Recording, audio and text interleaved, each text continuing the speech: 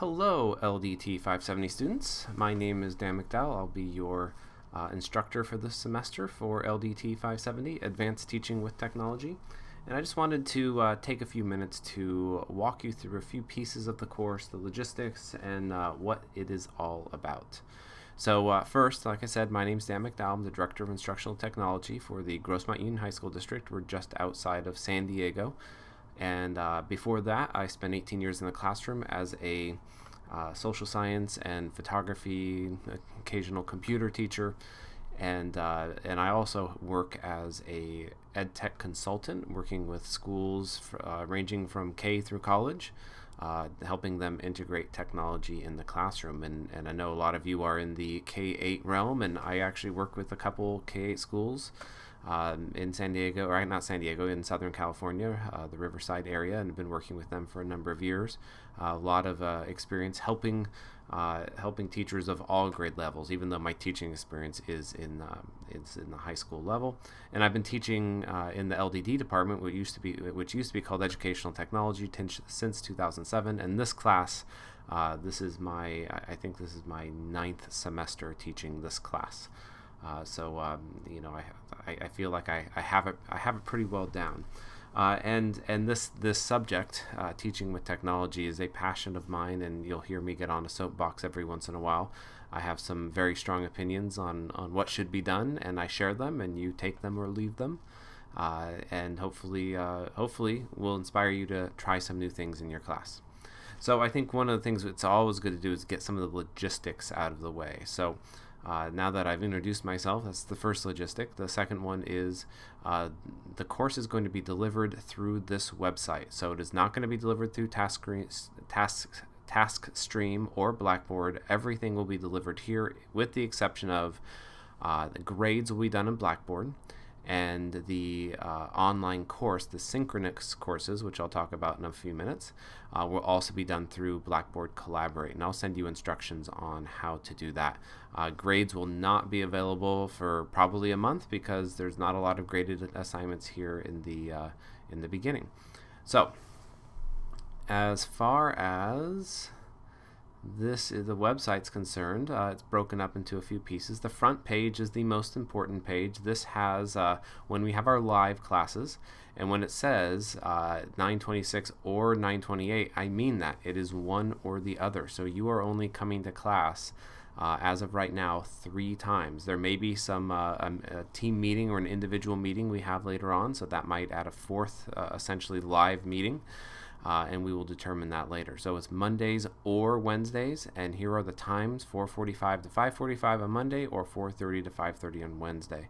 And I apologize for the strange times. When I have my kids, I need to get them to practices and all that sort of thing, and so I'm threading the needle there. But we will do the best we can to make all that happen. But it's only 3 times. Okay. Now, and synchronous is live. Asynchronous is not live. And asynchronous doesn't mean you're not doing anything. You're just doing things differently, like watching a video, as we're doing here. Now, I do have a calendar events, or a course outline is what I call it, broken down by weeks. I have the main topics for the whole semester set up. It kind of gets a little thin at the end. I'll be filling that up soon. But you can see where we're starting. I do not release the whole course ahead of time. I release it week by week, sometimes 2 weeks at a time, as far as the asynchronous classes, because I want you to pace yourself. I don't want you to rush through it. I believe that this course should help you rethink a lot of what you do in the classroom, and just jumping. I know you are all jumping through a hoop to get this class to clear your credentials so you can keep teaching. But I have found that by spreading it out, it becomes a little bit more than that, and students generally respond that this is one of their favorites of this program, and it provides a lot of practical and pragmatic ideas and things you're going to be able to use right away. Okay, so that's part of it. Is I'm part of this class is relevant to what you're doing right now in the classroom, and hopefully you'll have some opportunities to even start using some of the projects, etc., that you're doing. So here's the weeks. I also have across the top a schedule by week. So here's week 1, I'll add the other weeks as we go. And so here's the instructional document. Each week that we do not have a live class, we'll have what I call an instructional document. And here it's very specifically walks you through what you're supposed to do. So here is the class overview. Here is the course logistics. Here's the video that you are watching right now. And if you haven't done the student form, you're going to do that. And then a couple notes, and then here's what you're going to be doing. Okay, and that and then here's an introduction with another video and all that. So it's important that you just go through it, read the text, click on all the links, and then do what is asked of you. Throughout here. So someone asked me, like, what are we doing? I always say it's on the website. Now I have added a new resource for you, and I'm going to I forgot to link it, but I'm going to jump into Drive really fast. So we are a Google-based class, and I know some of you are into the Google world and some of you are not. But if you are not, this is the time to get acquainted. There's a lot of great uses of Google, and in fact, one of the things that I try and do in this class is everything we do except for the live class, the Collaborate class, we do in a free tool, and Google is a free tool. So I will share this with you. This is everything we're going to do, of course, across the course of the semester, and I'm going to put due dates in each of those. And then you can see there's two categories: graded and participation, and I'll get into that in just a minute. And that's going to be linked off in a few places off the course. Oh, it is actually linked under assignments.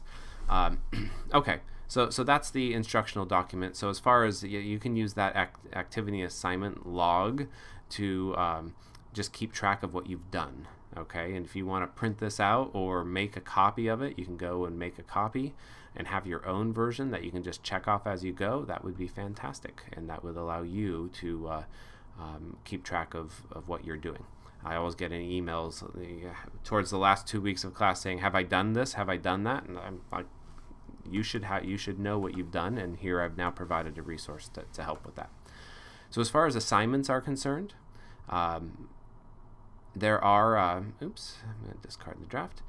There are, let's see, what is that, 6 or 5 major assignments and then a participation grade. So the PLNs are professional learning networks. There's a video specifically about that, so I'm not going to get into that here.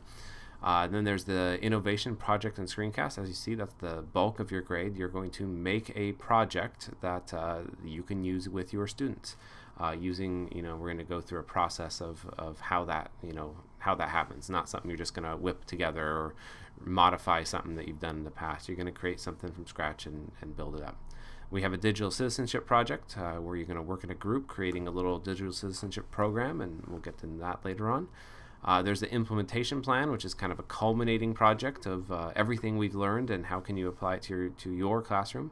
And then throughout the semester, there's going to be a variety of things that are going to fall into the participation category. So if I go to this assignment list, we'll see a lot of those are you showing up to class? Okay, are you doing the Google Groups activities?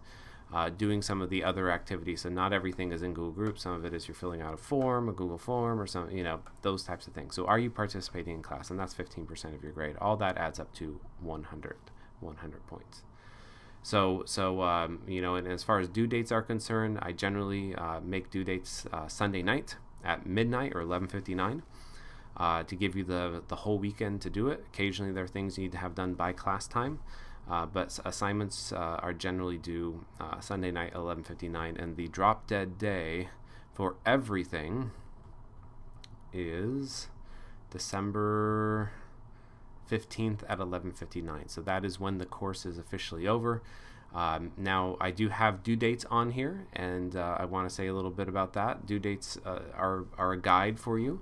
I do not mark off for late work. However, if you put things off and continuously do things late, you will have a hard time finishing this course. And again, 9 semesters of teaching this course, I have seen students fall behind and struggle to finish the class because I've paced it out.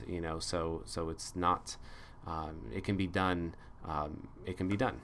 If you do it all the last minute, you're going to find yourself under a lot of a lot of stress to try and get everything done.